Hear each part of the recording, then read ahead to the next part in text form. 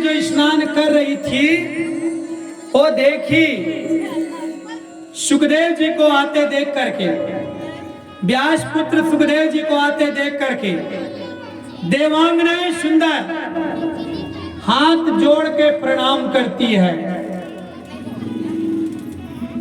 प्रणाम की और सुखदेव जी वहां से निकल गए। इधर व्यास जी आए, सब देवांगनाएं आवाज लगाई, अरे जल्दी जल्दी अपना अपना तन ढको, अपना अपना वस्त्र पहनो। व्यास जी जब पास में आए ना, तब उन देवांगनाओं से पूछे कि तुम लोग अभी जब 12 साल का मेरा बेटा गया तब उनसे लज्जा नहीं किए, और मैं बूढ़ा जब आया तो मेरे से लज्जा क्यों कर रही हो, बताओ। तब देवांगनाएं बताई, कहे व्यास जी आप में और आपके बेटे में बहुत अंतर है। कहे क्या अंतर है बताओ। तो बोले आपकी दृष्टि में संसार में क्या नजर आता है, बताइए, हम कौन है बताओ। तो व्यास जी बोले तुम लोग स्त्रियां हो देवांगनाएं, और आप कौन हो। कहे मैं पुरुष हूं। तो व्यास जी आपकी दृष्टि देह दृष्टि है। क्या दृष्टि है, शरीर को समझते हो आप, भेदभाव है आपके मन में, ये स्त्री है, ये पुरुष है, ये बालक है, ये बालिका है, ये भेद दृष्टि है आप में। और आपके जो बेटा गए वो परम ज्ञानी हैं, उनके हृदय में कोई स्त्री, कोई पुरुष, कोई बालक, कोई बालिका, कोई बूढ़ा, कोई जवान, ये कोई भेद नहीं है। आपका बेटा तो सब तरफ भगवान देखता है, भगवान समझता है। जिनकी दृष्टि में, जिनकी विचारों में सब तरफ भगवत दृष्टि है, वो शुद्ध मानव होता है, उनके अंदर विकार नहीं है। ऐसे लोगों को तो नमन किया जाता है। सिया राम में सब जग जानी, करहूं प्रणाम जोरी जुग पानी। तो जिनकी दृष्टि में कोई भेद नहीं है, कोई खोट नहीं है, वो स्वयं परमात्मा की तरह होते हैं। ऐसे लोगों को तो सुंदर सम्मान सदा दिया जाता है, ऐसे लोगों को मान बढ़ जाया जाता है। तो इसलिए कहा गया है कि वास्तव में अपने आप को ऐसा बना लो कि हम संसार में भेद करके नहीं जिएंगे, संसार में सुंदर सबको अच्छा समझ के जीने वाले बनेंगे। यही शिक्षा भागवत से मिलती है।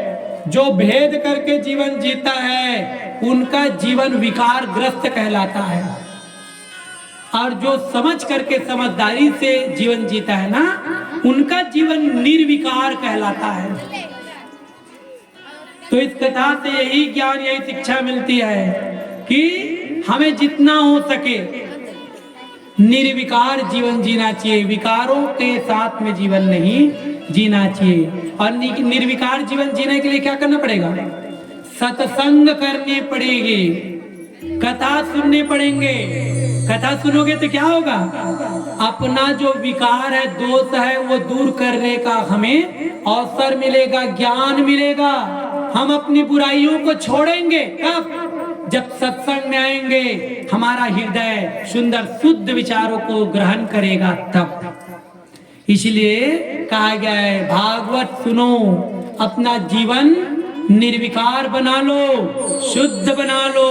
भागवत की कथा मनुष्य के जीवन को निर्मल बनाती है। इसलिए भागवत की कथा सदा सबको सुनना चाहिए। जिसने भी भागवत को मन लगा के सुना है उनका बेड़ा पार हुआ है, क्योंकि उनका विचार, उनके गुण, उनकी जीवन शैली शुद्ध बन गए हैं। अपने को मनोविकारों से दूर करना है तो भागवत की कथा अच्छे मन से सुनो। तो इस तरह से बताए कि व्यास जी आपका बेटा आपके रोकने से नहीं रुकेगा। व्यास जी रोकने का प्रयास किए लेकिन अपने बेटा को रोक नहीं पाए। और जब बेटा को रोक नहीं पाए तो सोचने लगे कि अब मैं ही खड़ा हो जाता हूं, ये बेटा कहां जाता है ये देख लेता हूं। तो वो बेटा चलते चलते जा रहे हैं, वृक्षों से भी आवाज आ रही है, नहीं रुकेगा नहीं रुकेगा नहीं रुकेगा नहीं रुकेगा। व्यास जी खड़ा होके देखे, उनका बेटा सुखदेव एक जगह पीपल के वृक्ष के पास में सुंदर बैठ गया। कैसे बैठ गया? ध्यान लगा के बैठ गया। ऐसा ध्यान लगा के बैठा कि अब मैं परमात्मा का, भगवान का सुंदर अपने ध्यान में, अपने मन में सुंदर बैठा करके उनका कीर्तन भजन कर रहा हूं। ध्यान अवस्था में जब वो बैठा तो इधर व्यास जी समझ गए, जब भी मिलने का मन करेगा बेटे से तो मैं यहाँ दूर से देख लूंगा। और वो चला गया। व्यास जी तो चले गए। कुछ दिनों के बाद में उनके जो शिष्य लोग हैं, व्यास जी के चेला लोग, वो लोग व्यास जी से पूछे, गुरुजी आपके पास कोई ऐसा मंत्र है क्या जो डर को भगा दे? क्या भगा दे? डर। आदमी आज डर में जीता है, तो डर भगाने का अगर उपाय चाहिए तो ध्यान से सुन लो। निडर होकर जीना है तो उपाय सुन लो। व्यास जी बोले, भागवत का श्लोक जो ध्यान से सुनता है, भागवत का श्लोक जो मन से सुंदर बोलता है, वो निर्भय हो जाता है, निडर बन जाता है। तो बोले तुम लोगों को मैं एक श्लोक याद करा देता हूं, जब भी डर लगे तुम लोग ये श्लोक को सुंदर बोलना। कहे गुरुजी जरूरी है, दे दो। क्यों जरूरी है? आप कभी भी बोलते हो जाओ ना जंगल से फल लाना, कभी बोलते हो फूल लाना, कभी बोलते हो हवन की लकड़ी लाना। तो गुरुजी घनघोर जंगल में जाते बहुत डर लगता है। तो कहे डर भगाने का तुम्हें हम श्लोक मंत्र बोल रहे हैं, सुन लो। व्यास जी अपने शिष्यों को श्लोक बोल के रटा दिए, याद करा दिए। अब ये शिष्य लोगों की आदत बन गई क्या? हर समय उस मंत्र को, उस श्लोक को बोलना। एक दिन क्या हुआ, वही तरफ से निकले जहां सुखदेव स्वामी बैठे थे। कहां पे बैठे थे सुखदेव जी? पीपल वृक्ष के नीचे। और ये लोग सब लोग गाने शुरू कर दिए उस श्लोक को स्वर में। कैसा श्लोक? मस्त राग से गा रहे हैं। बरहा पीडम नटवरे वपू कर्णियो कर्णिकारम बेप्रादवास कनक कपीसम वैजयंतीम च मालम रंध्राण वेणुरधर सुधया पूरयन गोप वृंद वृंदारण्यम स्वपद रमणम प्राविशद गीत कीरति। ये श्लोक जब बोले ना, बड़ा सुंदर प्यारा श्लोक है। ये श्लोक का अर्थ क्या है? ध्यान से सुनो। भगवान श्री कृष्ण जी गोप बालकों के साथ प्रवेश करते हैं वृंदावन में, और उनके मस्तक पर मोर मुकुट है, कानों पर कनेर के पीले पीले पुष्प है, शरीर पर पीला पीला पीतांबर है, गले में 5 प्रकार के सुगंधित फूलों की वैजंती माला है। रंगमंच पर अभिनय करने वाले श्रेष्ठ नट जैसा एक सुंदर वेश बांसुरी के छिद्रों को अपने अधरामृत पर ओठ पर भगवान लगा करके सुंदर स्वर भर रहे हैं। मतलब भगवान क्या कर रहे हैं? बांसुरी बजा रहे हैं। और वो जगह, वो स्थान ऐसे सुंदर प्यारा लग रहा है जैसे बैकुंठ से भी प्यारा वृंदावन। भगवान वृंदावन में विराजे हैं और वो वृंदावन बैकुंठ से भी बड़ा प्यारा लग रहा है। क्यों लग रहा है? क्योंकि जहां भगवान है वो स्थान प्यारा लगता है। अभी घर से ज्यादा आनंद कहाँ आ रहा है? इहे मने भागवत स्थल में आ रहा है कि नहीं? यहां किसी को कोई परेशानी नहीं है। जिनको जिनको परेशानी है वो हाथ उठाओ। जिनको परेशानी नहीं है वो हाथ उठाओ। अभी भागवत कथा सुनते में किसी को परेशानी नहीं है वो हाथ उठाओ। किसी को नहीं है ना? क्योंकि भागवत कथा आनंद की जगह है। किसकी जगह है? जहां भागवत में आए मतलब आनंद आता है, सुंदर हंसी आती है, सुंदर मत भगवान का प्यारा रस मिलता है। इसलिए कहते हैं भैया घर के झंझटों से बच करके कुछ समय निकाल लो, भागवत की कथा में आनंद आ जाएगा जीवन। तो आनंद की जगह है वो कौन सी जगह है? भगवान का प्यारा शरण। और वो अभी वर्तमान में है नक्की कुम्हारी यादव निवास सुंदर आज वृंदावन बन गए हैं। कौन जगह बन गए हैं? वृंदावन। वृंदावन में कौन रहते हैं? वृंदावन विपिन बिहारी। वृंदावन वृंदावन विपिन बिहारी। वृंदावन वृंदावन। तो भगवान वृंदावन में सुंदर निवास करते हैं, उनकी वर्णन किया है। बोले कि भगवान वृंदावन में इतना सुंदर मनोहर लीला किए हैं और उनका वर्णन श्लोक में है। कहाँ पे है? श्लोक में। और उनको गा कौन लोग रहे हैं? व्यास जी के शिष्य लोग। और उनको सुन कौन रहा है? सुखदेव जी। कौन सुने? पीपल वृक्ष के नीचे आंख बंद करके ध्यान में लगे हुए ना, वो सुखदेव बालक, सुखदेव मुनि वो सुन रहे हैं। तो वृंदावन विपिन बिहारी के ये पावन चरित्र ऐसे ही है। तो वृंदावन की पावन सुंदर इस लीला का स्वर आप लोग भी सुनो। प्रेम से बोलो वृंदावन विपिन बिहारी भगवान की। वृंदावन धाम अपार जपे जा राधे। वृंदावन धाम अपार जपे जा राधे राधे। जपे जा राधे राधे। जपे जा राधे राधे। जपे जा राधे राधे। जपे जा राधे राधे। वृंदावन धाम अपार जपे जा राधे राधे। वृंदावन धाम अपार जपे जा राधे राधे।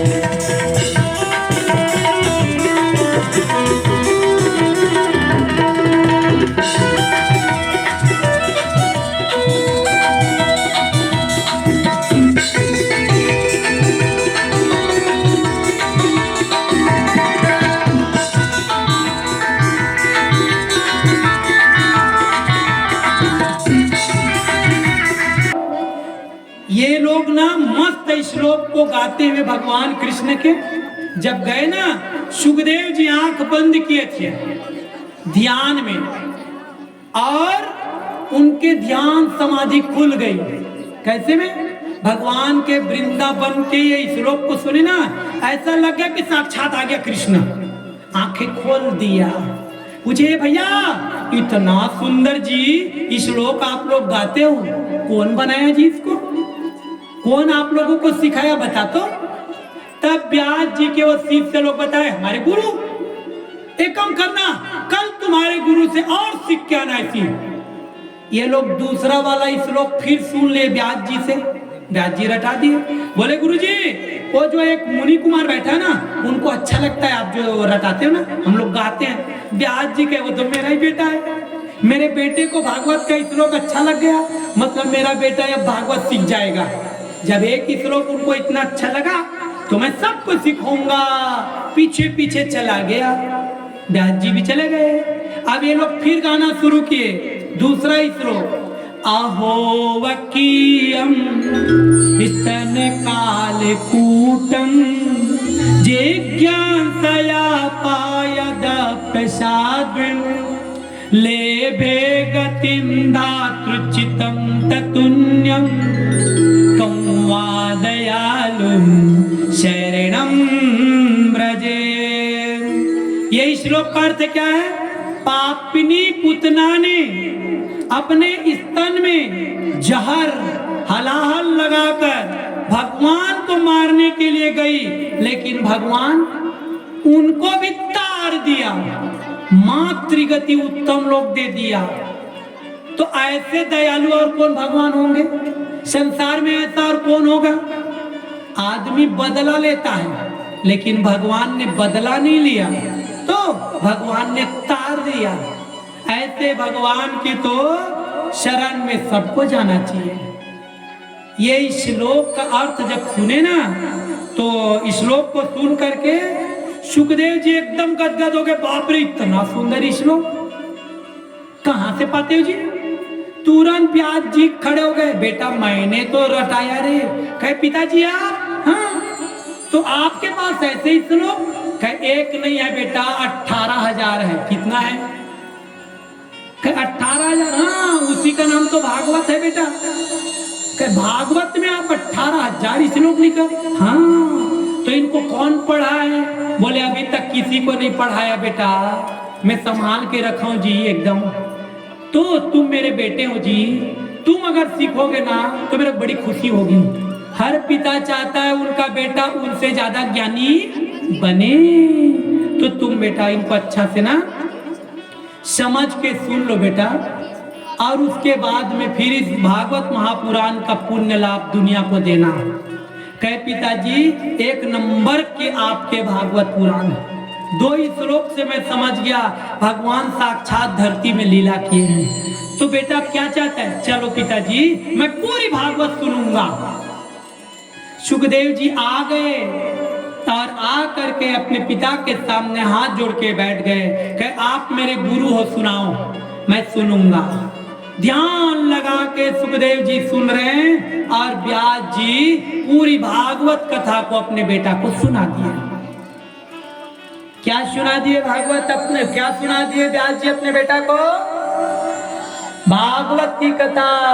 और जो ही सुखदेव जी भागवत की कथा को सुने ना, एकदम गदगद हो गए, तेज आ गया उसके शरीर में और उसके चेहरा में। तो याद रखना, जो भगवान की भक्ति में मन लगाता है ना, उनका जीवन तेजोमय बन जाता है, उनका शरीर भी तेजोमय बन जाता है, चमकने लग जाता है। आज सुखदेव जी इतना ज्ञान से परिपूर्ण हो गए। क्यों? क्योंकि भागवत क्या है जानते हो? ज्ञान का खजाना है भागवत। क्या है भागवत? भागवत की कथा सब कुछ सिखाती है, इसलिए भागवत सबको सुनना चाहिए। समझ गए? हाँ, तो भागवत सुन करके सुखदेव जी एक नंबर ज्ञानी बन गए। और व्यास जी बोले बेटा अब तुमसे कोई सुनने की इच्छा करे ना, तो उनको जरूर भागवत की कथा सुना देना। तो भागवत की कथा अभी तक के साधारण रूप में थी, लेकिन जब सुखदेव जी ने सीख लिया, सुन लिया ना, तो भागवत कथा की विशेषता बढ़ गई। निगम कल्पतरोर गलितम फलम शुक्र मुखादमृत द्रव संयुत्तमं पिबत भागवतम रसमालयम मुहुररसिका भुवि भावुका। निगम माने वेद, भागवत वेद रूपी कल्प वृक्ष का परिपक्व फल है। सुखदेव मुनि जैसे शूक माने तोता उसमें मुख लगा दिया और वो मिठास से और भर गए। शूक माने तोता, शूक माने तोता, जानता हूं नहीं छत्तीसगढ़ी में क्या बोलते हैं? जोर से बोलो, छत्तीसगढ़ी में क्या बोलते हैं? हाँ, तो वो तोता अगर एक बार जिस फल को मुख लगा दे, चोंच में अपना 2-4 बार खा दे, वो फल को तोड़ के खा के देखना, एक नंबर का मीठा। कैसा होता है? हाँ, तो वैसे ये भागवत भी फल की तरह है। और इसमें कौन मुख लगा दिया? सुखदेव। सुखदेव जैसे ज्ञानी तोता की तरह मुख लगा दिए ना, भागवत की विशेषता और बढ़ गई, मतलब मिठास और बढ़ गई। तो इसलिए कहा गया है कि भागवत की कथा की मिठास इतनी है कि हर किसी को अच्छा लगेगा।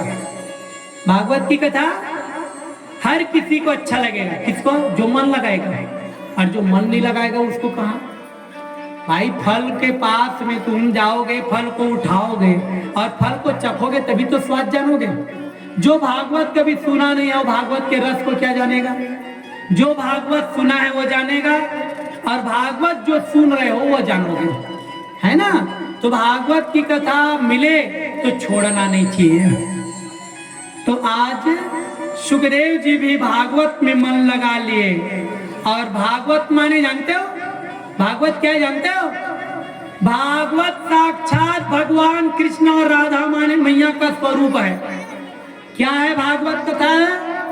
ये भागवत महापुराण साक्षात राधा कृष्ण का वांग्मय रूप है। जिसने भागवत का दर्शन किया समझ लो राधा कृष्ण का दर्शन किया, और जिसने भागवत की कथा सुन लिया समझ लो भगवान कृष्ण और राधा मैया के करीब वो हैं। तो इसलिए भागवत की कथा जब भी मिलती है समझ लो हम भगवान के करीब बैठ रहे हैं। तो भागवत की कथा में मन लगाना चाहिए। किसमें मन लगाना चाहिए? भागवत की कथा में मन लगाना माने भगवान कृष्ण में मन लगाना। किसमें मन लगाना? और जो कृष्ण में मन लगा लिए उनको दुनिया के और किसी की नहीं, कृष्ण की ही आनंद आता है। इसलिए कहना पड़ता है, क्या कहेंगे? मेरी लगी क्या? मेरी लगी श्याम संग प्रीत, दुनिया क्या जाने। मेरी लगी श्याम संग प्रीत, दुनिया क्या जाने। मेरी लगी श्याम संग प्रीत, दुनिया क्या जाने। क्या जाने कोई क्या जाने, क्या जाने कोई क्या जाने। मुझे मिल गया, मुझे मिल गया, मुझे मिल गया मन का दुनिया क्या जाने। मेरी लगी शाम संग की दुनिया क्या जाने।